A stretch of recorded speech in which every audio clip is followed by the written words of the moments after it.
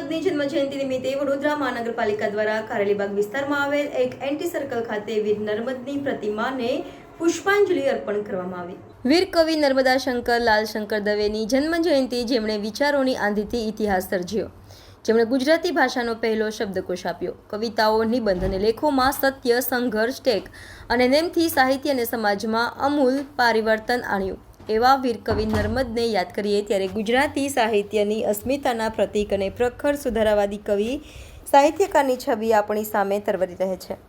તેઓ કહેતા કે મને ફાંકડું અંગ્રેજી ન આવડવાનો અફસોસ નથી, પણ કડકડાટ ગુજરાતી આવડવાનો ગર્વ છે। જય જય ગરવી ગુજરાતની આગવી રચનામાં ગુજરાતનો અમૂલ્ય વારસો અને એની ભવ્યતાને સમાવીને ગુજરાતનું ગૌરવ વધાર્યું। ત્યારે વીર નર્મદની જન્મ જયંતિ નિમિત્તે વડોદરા મહાનગરપાલિકા દ્વારા કારેલીબાગ વિસ્તારમાં આવેલ એલએનટી સર્કલ ખાતે વીર નર્મદની પ્રતિમાને પુષ્પાંજલિ અર્પણ કરવામાં આવી હતી।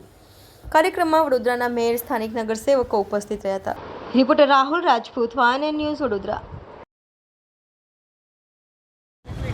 કવિ નર્મદા શંકર, જેમનો જન્મ સુરતમાં થયો હતો, કહે છે કે અર્વાચીન યુગનો પ્રારંભ જો થયો હોય તો કવિ નર્મદા શંકરના સમયથી થયો।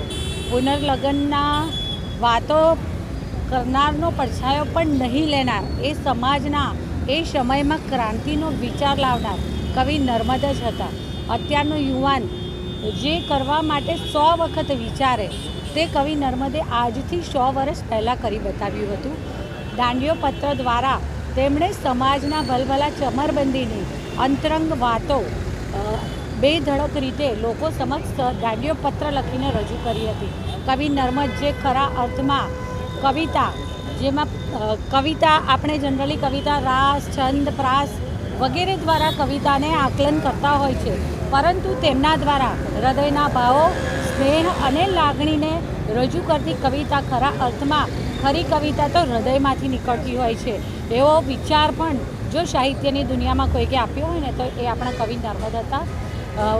વડોદરા મહાનગરપાલિકા દ્વારા દર વર્ષે કવિ નર્મદજીના જન્મ જયંતિ પર આ રીતે પુષ્પાંજલિનું કાર્યક્રમનું આયોજન કરવામાં આવતું હોય છે।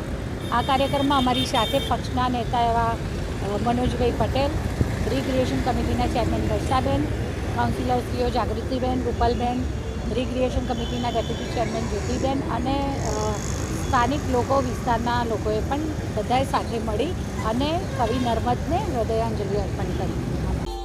Subscribe now and press the bell icon. Never miss an update.